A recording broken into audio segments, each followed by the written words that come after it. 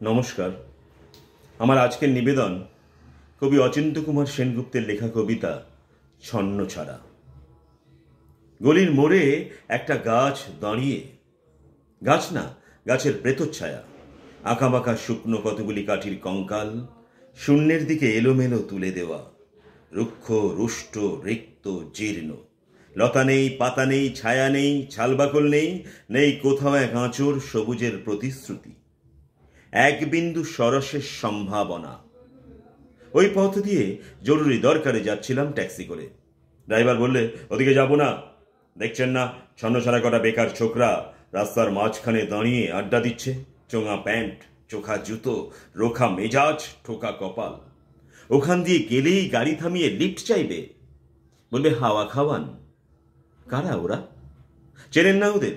ওরা বিরাট এক নৈরাজ্যের, এক নৈরাজ্যের বাসিন্দে। ওদের কিছু নেই, থিত নেই, ভিত নেই, রীতি নেই, নীতি নেই, আইন নেই, কানুন নেই, বিনয় নেই, ভদ্রতা নেই, শ্লীলতা শালীনতা নেই। ঘেঁষবেন না ওদের কাছে। কেন নেই? ওরা যে নেই রাজ্যের বাসিন্দে। ওদের জন্য কলেজে সিট নেই, অফিসে চাকরি নেই, কারখানায় কাজ নেই, ট্রামে বাসে জায়গা নেই, মেলায় খেলায় টিকিট নেই, হাসপাতালে বেড নেই, বাড়িতে ঘর নেই, খেলবার মাঠ নেই, অনুসরণ করবার নেতা নেই, প্রেরণা জাগানো প্রেম নেই। ওদের প্রতি সম্ভাষণে কারু দরদ নেই। ঘরে বাইরে উদাহরণ যা আছে তা ক্ষুধাহরণের, সুধা খরণের উদাহরণ নয়, তা সুধাহরণের, ক্ষুধা ভরণের উদাহরণ। শুধু নিজের কোলের দিকে ঝোলটা না। এক ছিল মধ্যবিত্ত বাড়ির এক চিলতে ফালতু এক রক, তাও দিয়েছে লোপাট করে। তাই এখন পথে এসে দাঁড়িয়েছে সড়কের মাঝখানে।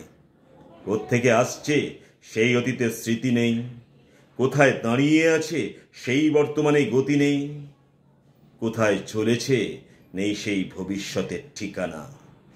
সেচহীন ক্ষেত, মণিহীন চোখ, চোখহীন মুখ, একটা স্ফুলিঙ্গহীন ভিজে বারুদের স্তূপ। আমি বললুম, না, ওখান দিয়েই যাব, ওখান দিয়েই আমার শর্টকাট। ওদের কাছাকাছি হতেই মুখ বাড়িয়ে জিজ্ঞেস করলুম, তোমাদের ট্যাক্সি লাগবে? লিফট চাই? আরে এই তো ট্যাক্সি, এই তো ট্যাক্সি, লে হালুয়া। সোল্লাসে চেঁচিয়ে উঠল ছোকরারা, সিটি দিয়ে উঠল, পেয়ে গেছি, পেয়ে গেছি, চল পান্সি বেলঘরিয়া। তিনটে ছোকরা উঠে পড়ল ট্যাক্সিতে, একজন ড্রাইভারের পাশে, দুজন পিছনের সিটে। বললুম, কতদূর যাবে? এই কাছেই, ওই দেখতে পাচ্ছেন না ভিড়। সিনেমা না, জলসা না, নয় কোনো ফিল্মি তারকার অভ্যর্থনা। একটা নিরীহ লোক গাড়ি চাপা পড়েছে, চাপা দিয়ে গাড়িটা উধাও। আমাদের দলের কয়েকজন গাড়িটার পিছে ধাওয়া করেছে। আমরা খালি ট্যাক্সি খুঁজছি। কে সে লোক? একটা বেওয়ারিশ ভিখিরি, রক্তে মাংসে দলা পাকিয়ে গেছে। ওর কেউ নেই, কিছু নেই। শোবার জন্য ফুটপাত আছে তো মাথার উপরে ছাদ নেই।